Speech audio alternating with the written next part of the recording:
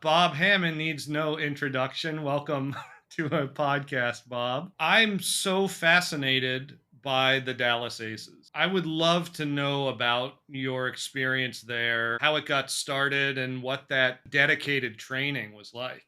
I can start off with the dinner in Montreal in 1967, which is before you were born. Am I It is right? before I was born. Yes. Okay, so Ira Korn, Cantor, Jacoby, and Wolf were at the dinner. Ira said that his objective was to recognize that bridge, as he put it, bridge was played up for grabs, and the conditions of contest specified that there would be a winner. So if you toss the ace of spades in a cage with 16 monkeys, chances are one of them will pick it up. Okay. So he said, what you need is you need to, one, know what you're doing, two, have some discipline, starting ground, express some interest. Cantor was a tough sell getting him to move from LA.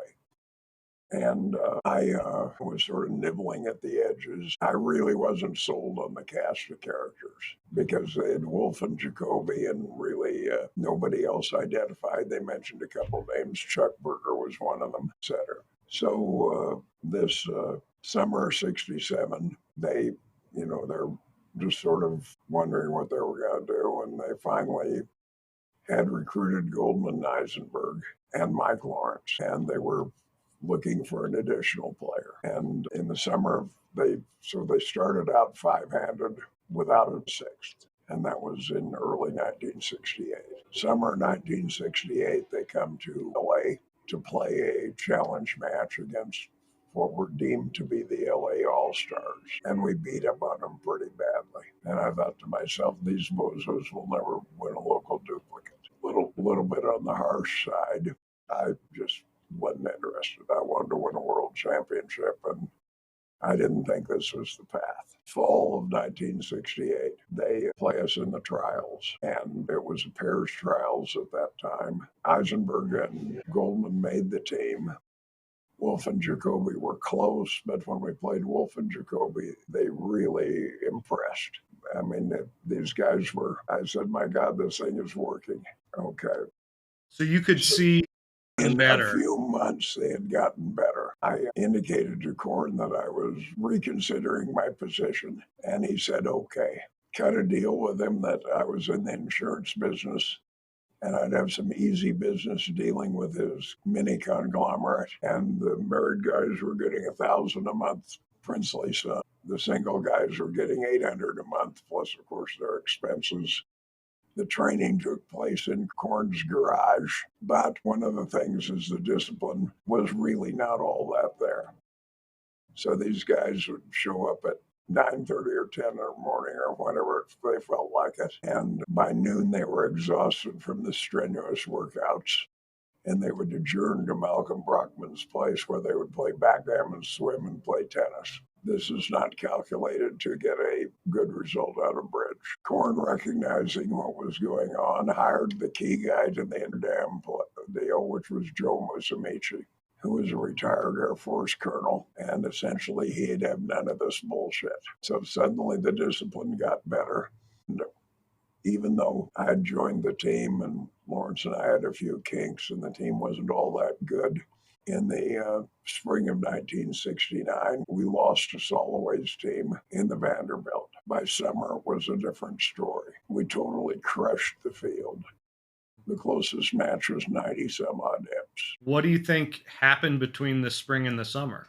People started paying attention to business, knowing what they were playing, going over the hands, canning the bullshit when somebody did something goofy, and being really quite ruthless about it. What did the daily schedule look like? Well, we'd get there, we'd bid practice hands, we'd get a squawk box in separate rooms, and Goldman had some background as a programmer, and he programmed hands for constraints, and they'd get them on the bolt, and they'd ask, okay, your guy bid this, what does it mean? Bidding constructively as partnerships? Bidding constructively as partnerships. 3 pairs bidding the same set of hands? Well, it would vary. I mean, you'd have one pair do it, and you'd get a different set of hands. The hands are immaterial. The discipline is not. So the point is we got significantly better. So after you bid the set of hands, what did the analysis look like? We just go over it and say, okay, first, what's the contract like? And you understand sometimes you have very reasonable bidding that gets to a horrible contract. And sometimes you have horrible bidding that gets to a great contract by blind luck, the hands there. Moose identified 7 areas where people were very prone to screwing. And it was a pretty good list. But more to the point, a lot of this is getting partner to be able to rely on your bidding and pay, for that matter, when you're defending a hand. Yeah. So the assumption is there's a behind your play other than the card and there's So a lot of it is partnership trust. So a lot of that is just the discipline to not play too fast or too slow and, effectively just be more disciplined. I mean, it's sort of like the Matthew quote to some guys are cut out to be geniuses. You're not and I am. Who said that? Lou Matthew. Lou Matthew's idea of training was to just be the foil and get the ball to him. That having been said, he was a very tough competitor in the sense that he'd get a bad result, and he was pretty good at putting it behind. How big a part of championship bridge do you think that is? Just that mindset. It's a huge part of it because let's take a long tournament. And especially as the players get up in age, if you spend too much energy on stuff that doesn't make much of a difference, you might not have enough energy when it does. Was that something you were always good at, or did you work at it? I definitely had to work at it. I was a terrible partner early on, but eventually by observation, I concluded this doesn't work. You think about it, there are 2 very interesting hands, which occasionally I come across a situation where you have to take stock of the situation. Most bridge players say, what should I do? Well, that's wrong. The correct situation is, what is the situation? What the correct reaction? What is the situation? So there's a very interesting hand in tester play in the bridge world. And it wasn't a very profound hand, but it goes against what we'll call expert reflex. So if you start off down the wrong path, sometimes it's irrecoverable. Sometimes it doesn't matter because the likelihood of it being critical is small. But if it's a simple situation, the hand in question, as declarer, has ace-10 to spade, 6 hearts, king, queen, jack, all the spots or whatever it matters, 3 diamonds to the king, and a singleton club. And you play in 4 hearts. The opponents are silent. You're full, they're not.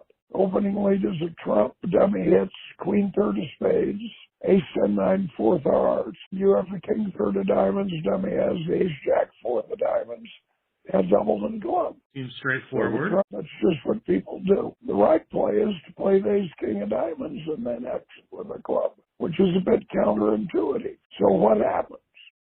Well, right-hand opponent is forced to play a club. Then you discard your diamond on it. And now they can't beat you. Yeah, and that's certainly not intuitive. It's totally not intuitive. It's not the way people have trained themselves to play bridge. So how do you find that? How do you overcome your bias? Best way is to be disciplined enough to take stock of the situation. And I certainly wish I was better at it. Yeah. But let's say I'm pretty good at it. But these situations do occur, and taking stock of a situation, it's very hard to solve a problem if you don't know what the problem is. So how did the ACES training help you with that? Well, it just helped us with the discipline of looking at a lot of hands. Now, one thing that happened to me very early is I was a pretty good chess player when I was in high school. And I went down and I played at the Hollywood Chess Group, and I was pretty cocky. And after I graduated from high school, I got a summer job at Bendix Pacific. And my vision was that engineers would sit back, they'd break out their slide rules, figure out the exact right component to put into a circuit board. It was a rude awakening. The line was typically, well, let's try this. You say, okay, how's that happen? And you basically, Cantor once made a remark to Marshall. He said, when you're about to make a bid or play, ask yourself, somebody else make the same bid or play. Would you consider it brilliant? If the answer is yes, do something else. And the desire for brilliancy is universal. Everybody likes to do something smart.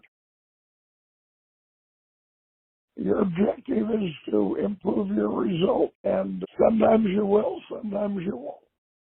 Another hand, which came up in the old folks trials, Nickell had 3 spades ace, 4 hearts ace jack 9-8, 5 diamonds. I believe he had ace king jack, but it's not terribly material. A Spingolds club. Opened a diamond, when a spade overcalled by the not vulnerable opponent, sure roll. Partner bid 2 diamonds, righty bid 2 spades. You tried 3 hearts, and partner boosted you to 4. Opening lead is a spade. Dummy hits 2 small, king 10 small, queen 10 fourth, facing ace, and ace jack 9 fourth of clubs. Now the reflex play for expert bridge players is to duck the spade. That's what people do. In this case, it's wrong. You win the ace of spades, play heart to the king, take the finesse, nothing they can do. If hearts are 5-1, so be it. If they're not, you've got 3 heart tricks, 5 diamonds, and 2 aces. Declare duck the spade. I shifted to a low club. He now plays king and a heart, blowing to a doubled and queen. Back comes the clubs through the jack 9, and down he goes. Yeah. And that's a reflex play. It's not a difficult problem, but it is a reflex play. Right. When it's presented as a problem, think about it. When it's presented as a problem, you're going to get it. Yeah, someone once told me, approach every bid and play as though someone has just presented it to you as a problem. Oh, that take up an awful lot of time. Exactly, yeah. So how do you manage that sort of discipline? And you can do that quickly. You're not going to get them all right, but you're going to improve the batting average. Look at the best hitter in baseball. Hitters over 300 are few and far between these days. Yeah. I mean, it happens, but it's pretty infrequent. Seth Curry misses free throws from time to time. Don't bet on it. Was there a physical fitness element to your training with the Aces? Very lackadaisical. I mean, basically we were Goldman was in pretty good shape. Eisenberg was close to being in pretty good shape. Jacoby, Wolf, and I, and Lawrence he was about the same boat with Eisenberg. But do you think that makes a difference? Sure, it makes a difference. And what I went for me for a long time is by random fluke of genetics. My health has been pretty good. So that compensates. Because if your health is bad, you tend to get tired quicker. For sure. And if you get tired, you make mistakes. You make mistakes anyway, but you make fewer of them if you're rested. If you're serious about winning, you can't do it. Yeah. Do you drink it all at a big tournament? After the evening session, a little bit, but even that's gone down. Yeah, yeah. And now that there are very few evening sessions, I mean, I like the morning starts. Yeah, me too. I mean, right now, if I had to guess, the best U.S. player is probably Joe Grew. What sets him apart? Relative youth and energy. Youth and energy. Physical aspect is awfully good, but he lacks there is an experience component, and at age 19, or I guess he's 20 now. As soon as he gets a few more miles on the tires, he's already tough enough. And Joel Woodbridge is a terrific player, as is Hurd. But Hurd's conditioning leaves a lot to be desired. What kind of training did you guys do for the mental aspects of the game? Just the loosest rules. No drinking at dinner. After the evening session, be back in your room by 2 a.m. with no more than one visitor. Goldman was furious. Maximum of a couple of drinks at the end of the evening session. And he was very serious about that because there is a hangover effect. What do you think differentiates the world-class players from the tippy top players? Well, I think that, Fly is Magnus Carlsen, virtually unbeatable at chess. I mean, he started at a very young age, got very good very quickly. There isn't any way for an underdog. I mean, what are you going to do? Analyze the position deeper and faster than Magnus does? Well, lots of luck. There's probably somebody who can do it, and maybe consistently. But maybe they never took up chess. Once that structure was gone, how did you continue with your personal training? How did that affect you? I knew it was right to maintain a level of discipline. I probably didn't appreciate how important it was. The Wolf's very good at the discipline deal, but it was incredibly tough competitor at the time. He'd get a bad result, and sure, a bad result bothers everybody. It would bother Wolf less. History has not treated him nearly as kindly as it's treated me. In the 80s, we had the advantage of intimidation going for us. And if you're intimidated, you're not going to play as well. There was a long stretch of years where you would have been at the top of pretty much everyone's list of best player in the world. How much of that do you think is bridge skill, and how much do you think is mental or philosophical? I'd say it's a hybrid. That basically my worst game was pretty, and so I wouldn't let one bad result create three other ones. And you said that's something that you had to work on. Absolutely. Yeah. So what did that work look like for you? Well, it was made partly subconscious.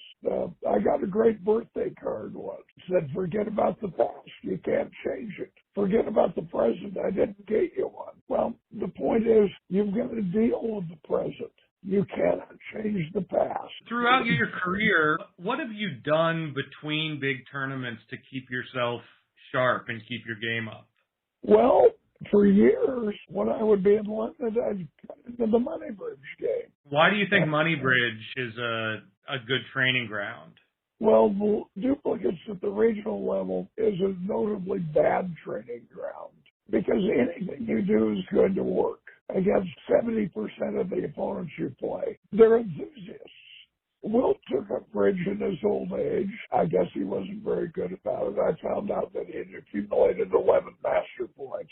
But it would take an awful lot of mental strength to be able to drive on Chamberlain if you were playing in basketball. In other words, it couldn't be done. And in a mind game, it's really not how good you are at your best.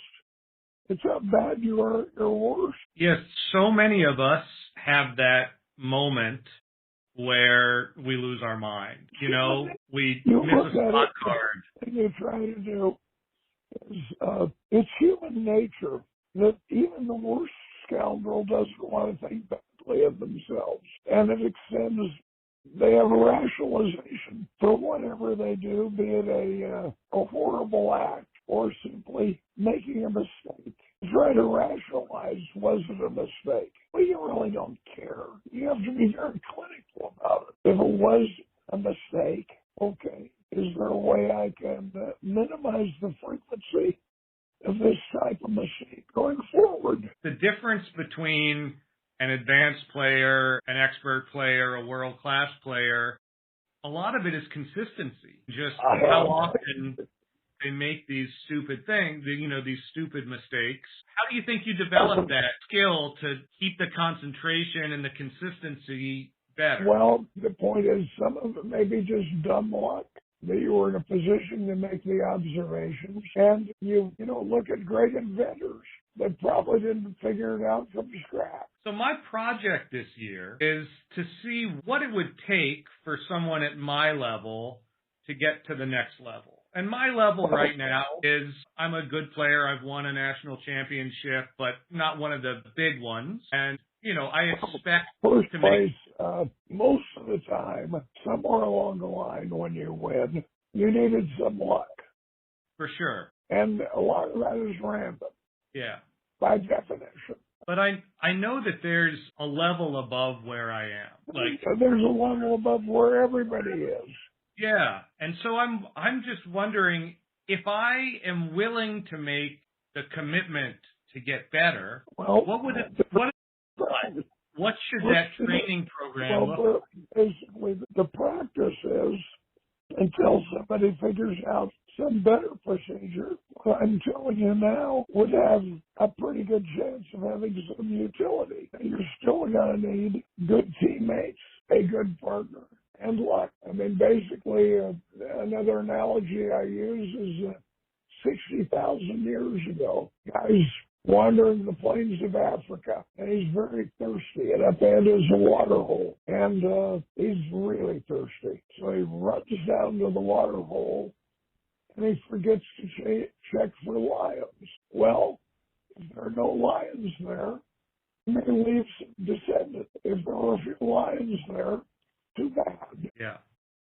And that happens. When Krause and I qualified to play in the team trials, we lost by a quarter of a board in the Reisingers. At the time, at that time it was tied. That got us into the trials. Had we not been tied, we wouldn't have qualified, which in turn got us to the World Champ. Kind of dumb luck, in my opinion. So if I decide I'm going to spend 2 hours a day trying to work on my bridge game, what would you advise me to spend that 2 hours doing? The first thing is, the important thing about it is having your partner. And bid hands that are somewhat randomly dealt and evaluate the contract. Okay. Just, I assume at some level you know the vast majority of the plays.